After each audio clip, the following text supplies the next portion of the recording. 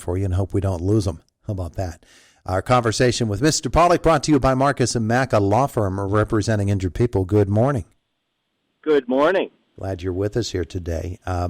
We've got some weather on the way. We were talking to Bill Degger from AccuWeather last half hour about this storm that's coming. When you get this heavy, wet stuff that's coming down, and he's saying 6 to 10 inches. He's leaning more towards 6, but said, I'm going to keep that 10 number out there just in case.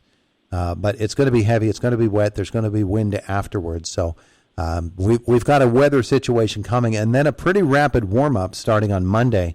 We're in the 50s Monday and Tuesday, probably up and around the 60s for Wednesday, Thursday, Friday. So that March weather pattern certainly kicks in this weekend. And we think about probably most of all trees because they're going to get the heavy wet stuff on top of them, and shrubs and things of that nature, right? Yes, that's a definite possibility. And that's a good reason why we always need to, if we do our maintenance along the way, then when these events come, and it seems like they're coming more often where we get some of these extremes, and especially the wind, that causes problems when we haven't maintained those trees and shrubs as we go along. And, taking out those dead branches when they need to be taken out. And a lot of trees will grow too many branches, actually. They kind of overcompensate or get a little weedy, as we could say, too dense. So, thinning out, just making sure there's good branch structure.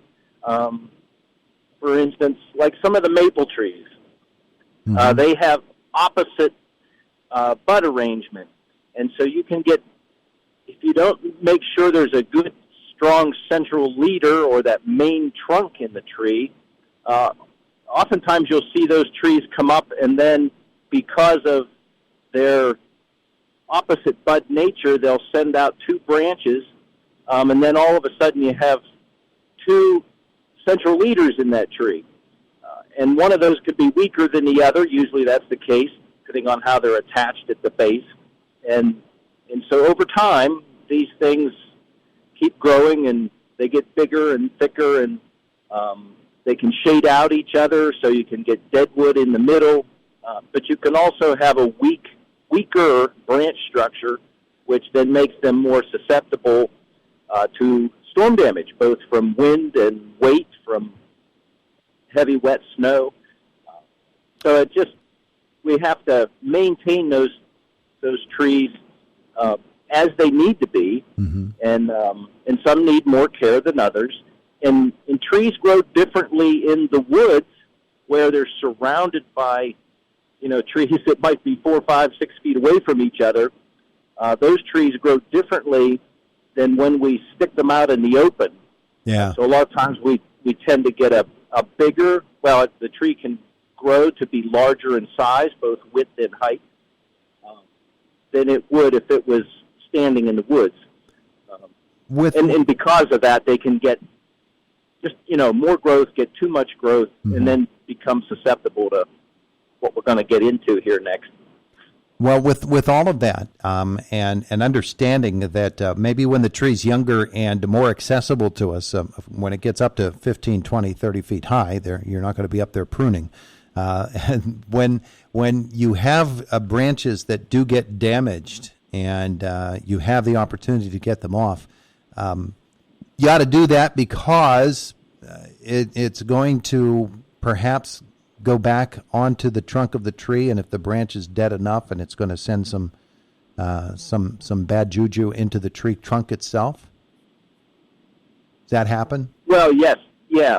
So if you get branches that die over time, and if they just hang there or they snap, don't completely come down out of the tree, but you have that ragged, torn cut, those are entry points for decay to occur. And so when it rains, then moisture lays in those cracks and crevices and those splits as that branch decays. And of course, moisture is a big part of that, whether it's rain or snow.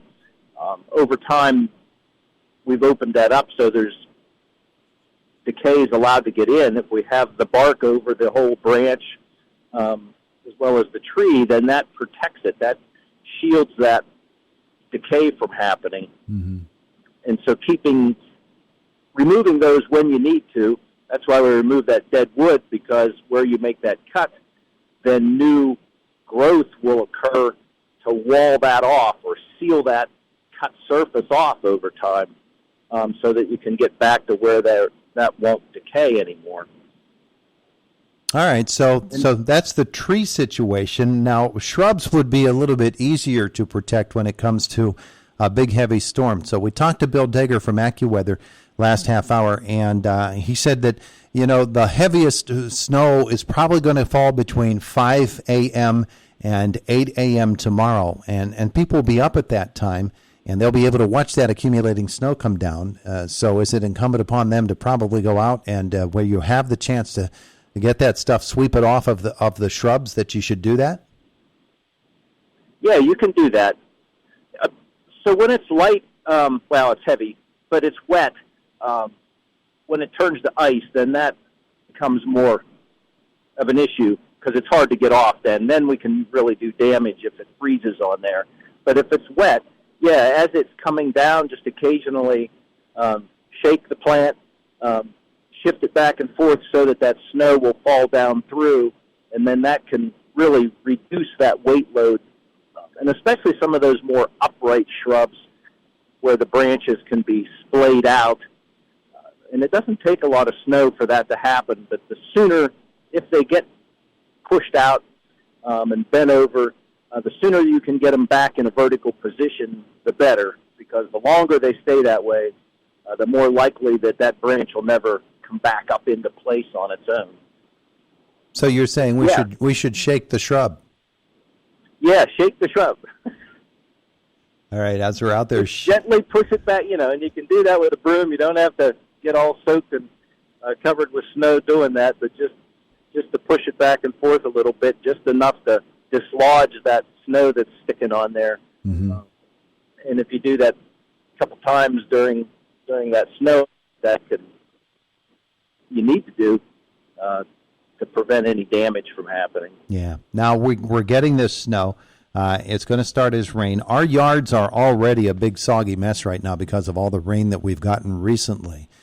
So we know that there's a real potential that if you're going to be walking that yard, you're going to be causing some damage to the grass and sinking down in the mud and just making a mess out of it. So we should probably stay off the lawn until after the weather's going to warm up this week, after the snow melts a little bit and the weather has a chance to firm it up. Yeah, right. Firm it up. There's the key words, because after the snow, when it melts, even though it's going to be a little warmer, it's still going to be cool. In the 50s is what it looks like. So it's going to take a while for things to dry up, and that's why we don't want to jump the gun too soon and get out there and try to do too many things. It is still March, and while it appears that things are going to be tempered a little bit for the rest of the month after this event, still, it's just good not to get in a hurry to get out there and work things up, because it'll be soggy for a while. And then the soil temperature, that's the other thing. Plants need not only the air temperature, but the soil temperature as well. And so you can, even though the air temperature might be warming up and we'll get a couple days in the 60s or 70s, that soil temperature is still cold. And so plants, you're going to stick them in the ground or seeds. Grass is an example, maybe a good example that we can still do. Because right now you could actually go out and overseed. If you have some thin areas in the yard, go ahead and overseed that, because we will still have some freeze and, there's moisture there. It's cool.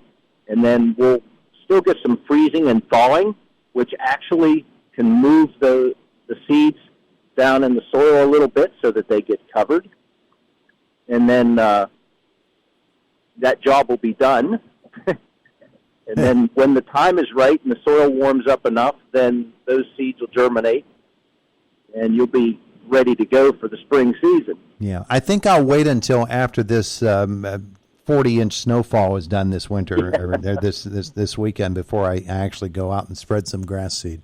And that'll be fine. Yeah.